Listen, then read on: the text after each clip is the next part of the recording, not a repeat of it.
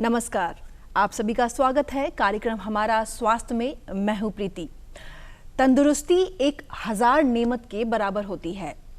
अगर मैं बात करूं एक तंदुरुस्त शरीर की, तंदुरुस्त जीवन की, तो उसमें हार्ट की जो हृदय है उसकी तंदुरुस्ती बहुत मायने रखती है। लेकिन अभी जो मौसम आया है, सर्दियों के मौसम में खास करके जो हार्ट की देखरेख है ये हमें ज़्यादा करनी चाहिए। इसके पीछे क्या रीज़न है, इसी के बारे में आज हम इस अंक में चर्चा करेंगे।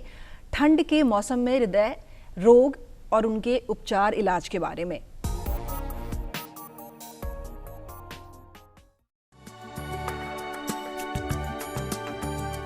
स्वस्थ जीवन के लिए हृदय का स्वस्थ होना जरूरी है, लेकिन आजकल हृदय के लिए खतरा बढ़ रहा है और हमारे स्वास्थ्य के लिए भी। हृदय रोग, ये नाम हम सभी ने सुना है, लेकिन शायद इसकी गंभीरता का अंदाजा हमें नहीं लगता।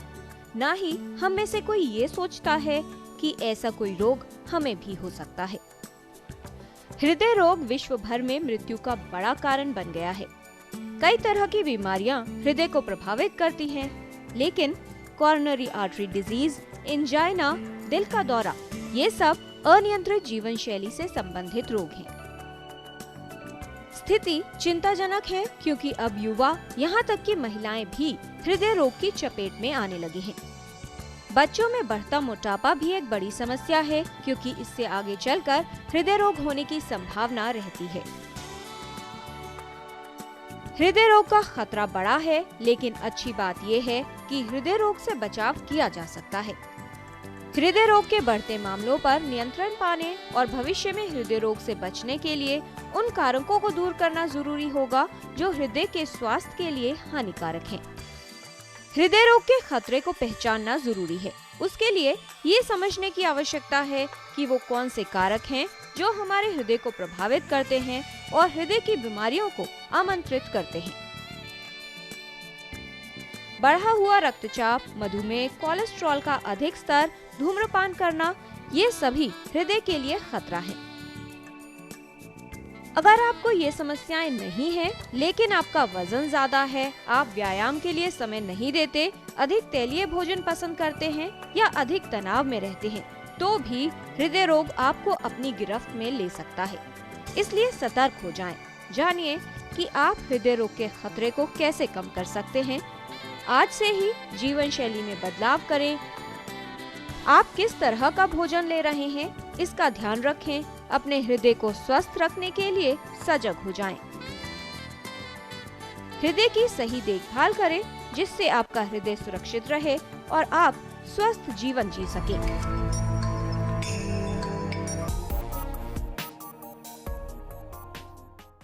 इस विषय पर विशेष जानकारी देने के लिए हमारे साथ आज स्टूडियो में एक खास मेहमान आए हैं, डॉक्टर नीतीश कुमार रंजन, जो कि इंदिरा गांधी हृदय रोग संस्थान पटना में सहायक निदेशक हैं। आइए उनका हम स्वागत करते हैं। डॉक्टर साहब, आपका बहुत बहुत स्वागत है। जी नमस्ते जी। डॉक्टर साहब, अभी जो दिल है वो जन्म से पहले ही धड़कने लगता है, लेकिन जन्म के बाद इसके थमने की कहीं कोई गारंटी नहीं है। कैसे काम करता है जो हमारा हार्ट है? जी, ये तो बड़ा जटिल प्रक्रिया है कि एक एम्ब्रायोजेनेसिस के थ्रू जो है हमारा हार्ट संरचना में आता है। हृदय गति चौथे गर्भस्थ में चौथे सप्ताह में शुरू हो जाता है और उसके बाद ये अनवरत रूप से जो इसमें धड़कन मौजूद होती है, जिससे हमारा जीवन चलते रहता है। लेकिन जैसे जैसे हम बड़े होते हैं वैसे वैसे कुछ विकार इसमें उत्पन्न होते जाते हैं, जो हमारे कहीं ना कहीं दिनचर्या से रिलेटेड ही होते हैं, जो धीरे धीरे हमको हृदय रोग से ग्रसित कर देते हैं।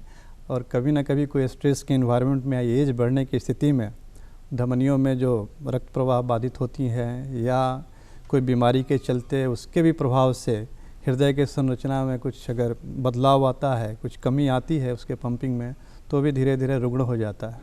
या हमारा जीवन शैली अगर संतुलित नहीं है, अगर हम बहुत भीड़ भाड़ वाले इलाके में रहते हैं, कुछ क्राउडिंग है, कुछ हमारा डाइट ठीक नहीं है, ऐसे कंडीशंस में कुछ इन्वायरमेंट रिलेटेड भी डिजीज़ हैं जिसके चलते हमारे वाल्व पे असर पड़ता है और वाल्व भी रुग्ण हो जाते हैं धीरे धीरे। कुछ यंग एज में ही स्कूल गोइंग चिल्ड्रंस में हम अक्सर देखते हैं जो रोमेटिक हार्ट डिजीज जो पार्ट है हार्ट डिजीज का, उनसे ग्रसित हो जाते हैं, हार्ट की वाल्व्स पे असर होता है और कहीं ना कहीं उनकी जो कॉन्ट्रैक्शन रिलैक्सेशन की जो बात है, कॉन्ट्रैक्शन और रिलैक्सेशन की, वो बाधित होती है और लॉन्ग टर्म में हृदय हमारा धीरे धीरे काम करना बंद कर देता है। तो from birth to tomb there are so many factors, बहुत सारे फैक्टर्स हैं जिससे हमारा हृदय पर असर पड़ता है। अगर हम उचित समय पे उनको पहचानें, बचावकारी सब चीज़ों का पालन करें, तो हम अपने हृदय को स्ट्रॉन्ग रख सकते हैं, तंदुरुस्त रख सकते हैं और लाइफ अपना ज़्यादा प्रोडक्टिव बना सकते हैं। जी बिल्कुल। डॉक्टर साहब, अभी हार्ट से जुड़ी हुई अगर मैं बात करूं उनसे रिलेटेड बीमारियों की या जो समस्याओं की, तो कौन कौन सी बीमारियां से होने का खतरा बना रहता है हार्ट को स्पेशली? जी जी जी। तो जैसे हार्ट डिजीज कुछ तो बाई बर्थ होती हैं, जैसे कुछ गर्भ के दौरान ही, हृदय बनने के दौरान कुछ झिल्लियों का ना होना, कुछ भाल्व्स का ना बनना, कुछ चैम्बर का ना बनना, वो एक पार्ट है जिसके लिए हमारे जो बाल शिशु रोग विशेषज्ञ होते हैं उनको नियंत्रण करते हैं। उनमें जो भी बचावकारी चीज़ें होती हैं, ऑपरेशन या प्रिकॉशंस जो लेने हैं या कोई डिवाइस क्लोजर करने हैं, उनसे जो है हार्ट के शेप को कुछ हद तक हम लोग फिर से अपने नेचुरल जो उनका बनावट जैसा परिवर्तित करते हैं डिवाइस क्लोजर्स के द्वारा या टाइमली सर्जिकल क्लोजर के द्वारा। तो कुछ जो बर्थ के समय जो हृदय रोग पहचान में आ जाते हैं उनका उपचार करते हैं। अब रहा एक्वायर्ड हार्ट डिजीज, जो जैसे जैसे हमारा एज बढ़ते जाता है तो हम अपने इन्वायरमेंट से, अपने खान पान से, इसमें अच्छा कंट्रोल नहीं रहने से बहुत सब हार्ट डिजीज हमको हो जाते हैं। जो हमारे इंडिया में या डेवलपिंग कंट्रीज़ में, विकासशील देशों में एक रोमेटिक हार्ट डिजीज होता है, उसका इंसिडेंस बहुत ज़्यादा होता है। जैसे अगर हम अपने बच्चों को नियमित अंतराल पे ब्रश नहीं करते हैं, जिनको बार बार अच्छी डाइट नहीं मिलती है, बहुत क्राउडिंग है, हाइजीन्स ठीक से मेंटेन नहीं होता है, खान पान ठीक से मेंटेन नहीं होता है, गर्म कपड़े नहीं पहन पाते हैं, बार बार गले में इन्फेक्शन होने लगता है, वैसे धीरे धीरे होते होते जॉइंट्स भी इन्वॉल्व हो जाते हैं। रिकरेंट थ्रोट इन्फेक्शन से जॉइंट भी इन्वॉल्व होते हैं और धीरे धीरे हार्ट पे भी असर पड़ता है और हार्ट के जो वाल्व्स होते हैं वो कमज़ोर हो जाते हैं, उनमें लीकेज डेवलप कर जाती है। साथ ही साथ हार्ट का चैम्बर भी डायलेट कर जाता है। जो हृदय के अंदर जो 4 चैम्बर्स हैं, 2 एट्रिया 2 वेंट्रिकल, उनमें भी बदलाव आ जाते हैं। तो उसके लिए हम लोग समय पे उसको पिक कर लेते हैं। अगर बच्चा अपने बच्चे के डॉक्टर के पास रिपोर्ट करता है या हृदय रोग के डॉक्टर के पास रिपोर्ट करता है, तो फिर उनका जो भी दवाई नियमित अंतराल पर देते हैं, बाकी एडवाइस करते हैं जो जीवन शैली में बदलाव लाइए, कंट्रोल रहेगा। और बहुत सब बीमारियां तो इन्हीं से ठीक हो जाती हैं, नियंत्रित हो जाती हैं। जो कुछ नहीं हो पाती हैं उनको हम लोग टाइमली ऑपरेट कर देते हैं। उसके बाद है acquired heart disease, ischaemic heart disease, जो हार्ट अटैक का इंसिडेंसेस जो आजकल हम लोग सुन रहे हैं, बड़े बड़े पर्सनालिटीज़ हमारे पब्लिक प्लेसेस में अपना दम तोड़ दे रहे हैं, फ्रैक्शन ऑफ सेकंड्स में गिरते हैं और उनकी जीवन लीला समाप्त हो जाती है। तो ये सब, ये जो क्लास की जो बीमारी है इश्केमिक हार्ट डिजीज, ये कहीं ना कहीं हमारे लाइफ स्टाइल के डिस्टर्बेंस से, खान पान के डिस्टर्बेंस से हमें पकड़ते हैं, हमें होते हैं। और इनके लिए सबसे ज़रूरी है, कोई भी सिम्टम्स आपको मिलता है, चलने फिरने में छाती का भारी होना, दम का फूलना, अनावश्यक पसीना निकलना, एक नॉर्मल एक्टिविटी में भी, आम काम धाम की स्थिति में भी अगर आप बहुत पसीने पसीने हो जा रहे हैं, तो हमको लगता है इन सब चीज़ों को तुरंत नोटिस करना चाहिए, तुरंत डॉक्टर से मिलना चाहिए, सारा डिटेल जांच कराना चाहिए। और जो सडन हार्ट अटैक हो रहे हैं, जो अचानक धड़कन रुक जाता है, उस चीज़ को बहुत हद तक हम बचा सकते हैं। तो ये तो एक्वायर्ड हार्ट डिजीज है। तीसरा है कि हार्ट में इलेक्ट्रिकल करंट अगर वीक हो जाता है, हम हार्ट में जो करंट जनरेट होता है वो भी कमज़ोर हो जाता है। मुख्यतः ये बहुत आगे के एज में होता है, एल्डरली एज में होता है, 60 साल से ज़्यादा की उम्र में ही देखने को मिलता है। वैसे कंडीशन में अगर अचानक आप गिर जा रहे हैं, कहीं चलते फिरते चक्कर खा जा रहे हैं, तो भी आपको डॉक्टर से रिपोर्ट करना चाहिए। हो सकता है कि आपका हार्ट का जो करंट बन रहा है वो कमज़ोर बन रहा है। वैसे स्थिति में पेसमेकर लगा के आपके जीवन को बढ़ाया जा सकता है। तो इन्हीं मुख्य शीर्षकों में, जैसे बच्चों में हार्ट डिजीज होना, खान पान जीवन शैली के डिस्टर्ब होने से या अपर्याप्त होने से रोमेटिक हार्ट डिजीज का होना, फिर एक्वायर्ड हार्ट डिजीज का होना जिससे हार्ट अटैक होता है, और फिर इलेक्ट्रिकल डिस्टर्बेंस वाला जो डिजीज होता है, कंप्लीट हार्ट ब्लॉक होना, और उससे आदमी का जीवन समाप्त हो जाता है। तो इन 4-5 कैटेगरीज में हम लोग डिजीज को डिवाइड करते हैं जी। तो सबका समय पे पिक करना, रिपोर्ट करना और टाइमली ट्रीटमेंट लेना की है। जी बिल्कुल। अभी आपने बात कही कि जो सडन हार्ट अटैक आ जाता है, फ्रिक्शन ऑफ सेकंड के अंदर लोगों की डेथ तक हो जाती है। अगर जो खास करके हम आजकल देखने को भी हमें मिल रहा है कि बहुत लोग जो है बैठे बैठे गिर जा रहे हैं, क्या करना चाहिए? त्वरित कार्यवाही हमें उस समय क्या करना चाहिए? बिल्कुल सही सवाल पूछा आपने। जब भी आप बाई स्टैंडर की तरह हैं, अचानक कोई पब्लिक प्लेस पे हैं जहाँ पे कोई सुविधा नहीं है, आप चल रहे हैं, स्टेशन पे हैं, क्लास में हैं, बाज़ार में हैं, तो ऐसे जब कोई गिरता है ना आपके अचानक बगल में, तो सबसे पहले उसका हार्ट जो है ट्रांजिएंट रेस्ट में जाता है। तो हम लोग आजकल बहुत सब कैंप लगा के या बहुत सब डिजिटल या प्रिंट मीडिया के थ्रू भी लोगों को जागृत करते रहते हैं। एक CPR तकनीक होता है, कार्डियक पल्मोनरी रिससिटेशन का तकनीक होता है। जैसे ही कोई पेशेंट गिरता है, उसको एक सरफेस पे उसको पीठ के बल से लिटा दीजिए, हाथ में साइड में इस पोस्चर को स्ट्रेट कर दीजिए, पीठ के बल लिटा दीजिए और दोनों हाथों को एक साथ जोड़ के बाएं साइड छाती पे कंप्रेस करना है, दबाना है, छोड़ना है, दबाना है, छोड़ना है। 1 मिनट के अंदर अगर आप 80 से 100 बार ऐसे कंप्रेस करते हैं तो शायद 10 में अगर 10 ऐसा चांस पेशेंट्स का गिरने का मिलता है, 10 में करीब 6 पेशेंट को आप जीवन दे सकते हैं। अगर आपने उस समय हार्ट को पंपिंग दे के ट्रांजिएंट जो हार्ट रेस्ट में जाता है अगर सपोर्ट कर देते हैं तो शायद पेशेंट होश में आ जाए और अस्पताल तक पहुंच जाए, फिर बाकी इलाज वहाँ शुरू हो जाता है। जनरली जब हार्ट अटैक होता है तो हार्ट में मैकेनिकल फेलियर हो जाता है या इलेक्ट्रिकल फेलियर होता है, VT हो जाता है और पेशेंट तुरंत गिर जाता है।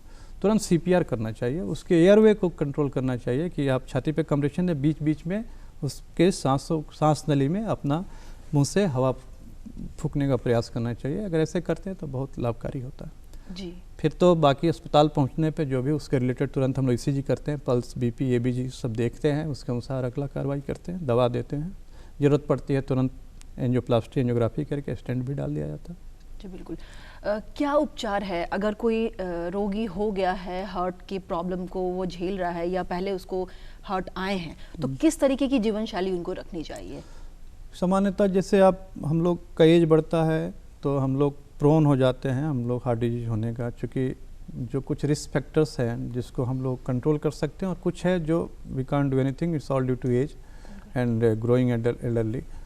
तो हमारा जो रिस्क फैक्टर्स है जैसे स्मोकिंग है, डिस्लिपिडीमिया मैंने कोलेस्ट्रॉल का लेवल काफ़ी बढ़ जाना, डायबिटीज़, अनकंट्रोल डायबिटीज़, शुगर का नियंत्रण ना रहना, स्मोकिंग, जो फ्रिक्वेंट स्मोकर्स हैं उनमें हार्ट डिजीज का रिस्क बहुत ज़्यादा आम आदमी की तुलना में 3 गुना बढ़ जाता है। स्मोकिंग हो गया, सेडेंट्री लाइफ स्टाइल, जीवन में फिजिकल एक्टिविटी का घटते जाना, हमारे पास भागदौड़ के चलते उतना समय नहीं है कि हम लोग आधा घंटा भी कम से कम सप्ताह में 5 दिन टहल पाएँ। उसके बाद स्ट्रेस का बढ़ते जाना, अपने डे टू डे लाइफ में अगर बहुत स्ट्रेस बढ़ते जाता है तो कहीं ना कहीं हमारा जो इंटरनल शरीर का मिलू है वो चेंज होता है। डेफिनेटली उसमें जो बैड हार्मोन्स है बॉडी में, एड्रेनलिन है, नॉर एड्रेनलिन बढ़ते जाता है, उससे स्टेरॉयड का सिंथेसिस बढ़ते जाता है, फिर जो हमारा शुगर कंट्रोल है, लिपिड कंट्रोल है, सबको डिरेंज होता जाता है और फाइनली ये सब जो है हार्ट के नलियों में कोलेस्ट्रॉल जमा होकर हार्ट अटैक को निमंत्रित करते हैं। तो जीवन शैली में जो चीज़ बदलाव होने लायक चीज़ है उन सबको अपनाने से इन सब चीज़ को हम लोग डिले कर सकते हैं, टाल सकते हैं, बच सकते हैं। जी बिल्कुल। अभी आपने बहुत अच्छी बात बताई है कि जो मानसिक तनाव है, तो मेरा ये सवाल रहेगा, ख़ास करके दर्शकों को मैं बताना चाहूँगी कि ये जो अचानक से अभी जो भागदौड़ भरी लाइफ है इसमें बहुत ज़्यादा लोग स्ट्रेस में चले जा रहे हैं, बहुत ख़ास करके डिप्रेशन में चले जाना या इस तरीके से मानसिक तनाव को बहुत झेल रहे हैं। तो वैसी स्थिति में हार्ट से क्या उसकी जुड़ाव है, किस तरीके से हार्ट जो है वो इफ़ेक्ट करता है? जी बिल्कुल, तनाव होने से जैसा हमने बोला कि बैड हार्मोन्स का लेवल जो है ना वो शरीर में बढ़ जाता है। कहीं ना कहीं जो स्ट्रेस हार्मोन्स है, एड्रेनलिन, नॉर एड्रेनलिन का लेवल जब बढ़ेगा ना तो उससे हमारा धड़कन बढ़ते जाता है जी। जो धमनियों पे भी इसका असर पड़ता है, पेरिफेरल वैसोकंस्ट्रिक्शन होता है जिससे BP शूट कर जाता है, अचानक लगातार BP बढ़ते रहता है, हार्ट की गति बढ़ जाती है, हार्ट रेट बढ़ने से हार्ट का रिलैक्सेशन प्रॉपर नहीं हो पाता है। इन सब चीज़ों से धीरे धीरे होते होते BP शूट करते करते फिर हार्ट के धमनियों के अंदर धीरे धीरे उसमें चेंजेज अपीयर होता है, सिकुड़ते चली जाती हैं। और साथ साथ जब स्ट्रेस का लेवल बढ़ता है तो कोलेस्ट्रॉल का जो मिल्यू है, जो सिंथेसिस का पाथवे, वो भी डिरेंज होता है।